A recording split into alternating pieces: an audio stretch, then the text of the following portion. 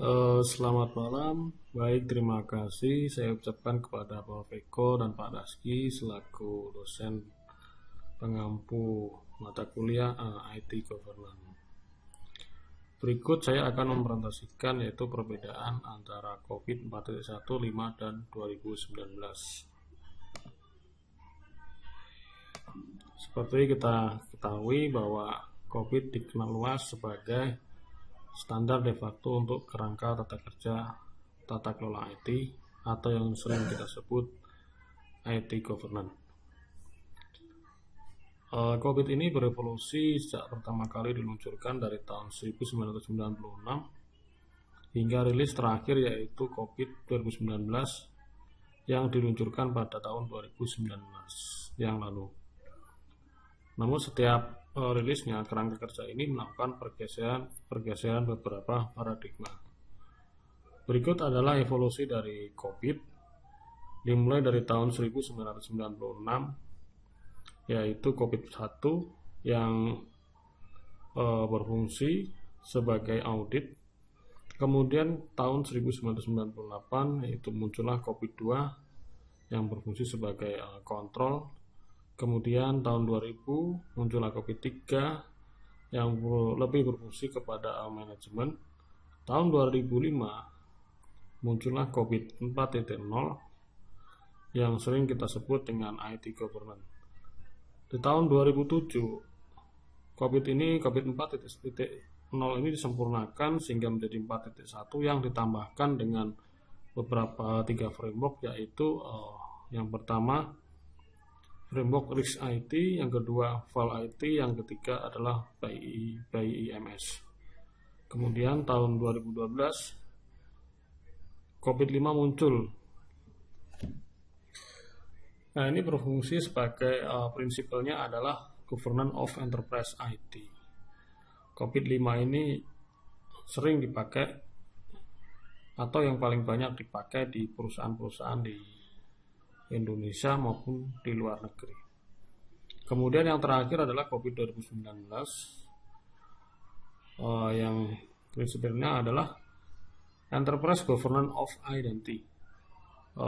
Information dan teknologinya itu dipisahkan. Berikut adalah metrik perbedaan COVID 4.1 dan 5. Dari segi prinsip, untuk COVID 4.1 ini poin-poinnya tersebar ke dalam beberapa proses-proses. Sedangkan untuk COVID 5 ini dikelompokkan, yaitu yang pertama adalah memenuhi kebutuhan para pemangku kepentingan atau stakeholder. Yang kedua, mencakup organisasi secara menyeluruh, yaitu end-to-end. Yang ketiga, menerapkan satu framework tunggal yang terpadu. Kemudian yang keempat, memungkinkan pendekatan yang holistik. Sedangkan yang terakhir, yaitu memisahkan tata kelola dengan manajemen. Adapun dari segi proses, untuk COVID 4.1 proses menjadi hal yang sentral. Dan di dalam COVID 4.1 ini terdapat 34 proses. Sedangkan untuk COVID 5 lebih berorientasi pada prinsip daripada proses. Dan di COVID 5 terdapat 37 proses. Untuk struktur organisasi di COVID 4.1, struktur organisasi tercermin dalam sebuah rascat yang mendefinisikan peran serta tanggung jawab para pihak di dalam setiap proses. Sedangkan yang COVID 5 ini tidak tercermin di dalam rascat. Kemudian di dalam COVID 4.1 ini merupakan gabungan beberapa framework, yaitu Risk IT, Val IT. Sedangkan untuk COVID 5 ini merupakan gabungan dari beberapa framework, yaitu Risk IT, Val IT, BIMS, dan COVID 4.1 itu sendiri. Di sini lanjutkan untuk perbedaan COVID 4.1 dan 5 dari segi enabler. COVID 4.1 itu tidak menyebutkan namanya enabler, sedangkan COVID 5 itu menerapkan 7 enabler. Yang pertama yaitu prinsip, kebijakan, dan kerangka kerja. Yang kedua proses. Yang ketiga struktur organisasi. Yang keempat budaya, etika, perilaku individu dan perusahaan. Yang kelima informasi. Yang keenam layanan infrastruktur dan aplikasi. Sedangkan yang terakhir yaitu yang ketujuh orang, keterampilan, dan kompetensi. COVID 4.1 tidak memisahkan antara tata kelola dari manajemen, sedangkan untuk COVID 5 tata kelola dan manajemen itu dipisahkan. Untuk tata kelola sendiri sebagian besar merupakan tanggung jawab dari dewan direksi yang dipimpin oleh pemilik. Sedangkan untuk manajemen merupakan tanggung jawab dari semua manajer eksekutif yang dipimpin oleh direktur operasional dalam menjalankan operasional kerja. Berikut adalah gambar atau proses yang ada di COVID 4.1 dan COVID 5. Di sini terlihat di COVID 4.1 yaitu ada plan and organize, acquire and implement, deliver and support, monitor and evaluate. Sedangkan di COVID 5 ini dipisahkan antara evaluate, direct, and monitor itu berada di proses of governance of enterprise IT, sedangkan di manajemen itu ada banyak proses yaitu yang berada di tengah ini. Ada line, plan and organize, build, acquire and implement, deliver, service and support. Kita lanjut. Setelah kita mengetahui perbedaan antara COVID 4 dan 4.1 dan 5, kita akan belajar mengenai perbedaan COVID 5 dan 2019. Di COVID 5 mengenai prinsip-prinsip itu terdapat 5, yaitu yang seperti sudah dijelaskan sebelumnya, memenuhi kebutuhan para pemangku kepentingan, mencakup organisasi secara menyeluruh, menerapkan satu framework tunggal, memungkinkan pendekatan yang holistik, memisahkan tata kelola dengan manajemen. Sedangkan di COVID 2019 itu terdapat 2, yaitu sistem dan tata kelola, governance system. Di sini ada 7, yaitu memenuhi kebutuhan para pemangku kepentingan, mencakup organisasi secara menyeluruh, menerapkan satu framework tunggal, memungkinkan pendekatan yang holistik, memisahkan tata kelola dan manajemen.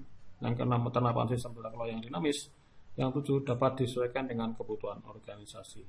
Sedangkan di sini terdapat prinsip untuk kerangka kerja tata kelola, governance framework, yaitu berbasis model konseptual.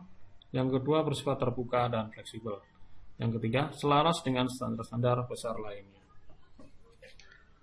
Sistem dan komponen tata kelola untuk COVID 5 itu dikenal dengan nama enabler, sedangkan di COVID 2019 dikenal dengan nama komponen. Untuk proses atau core model di COVID 5 terdapat 37 proses, sedangkan di COVID 2019 terdapat 40 core model. Untuk penamaan item-item di COVID 5 itu dikenal dengan proses, contohnya adalah EDM 01, Ensure Governance Framework Setting and Maintenance. Sedangkan di COVID 2019 itu lebih dikenal dengan objektif. Contoh objektifnya adalah EDM 01, Ensure Governance Framework Setting and Maintenance. Nah, berikut adalah bagan atau gambar perbedaan COVID 5 dan 2019.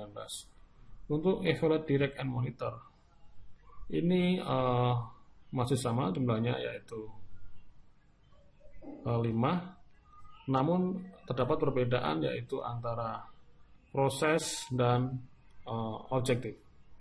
Sedangkan untuk monitor, evaluate, and assess, ini ada perbedaan. Di COVID 5 itu ada 3, sedangkan di COVID 2019 ini ada 4. Untuk perumusan tujuan di COVID 5 seperti ini: stakeholder driver, environment technology evolution, stakeholder need, kemudian turun ke enterprise goal, IT related goal, enabler goal. Sedangkan di COVID 2019, stakeholder driver and need, enterprise goal, alignment goal, governance and management objective. Terima kasih. Berikut adalah perbedaan antara COVID 4.1, 5, dan 2019. Semoga bermanfaat dan terima kasih.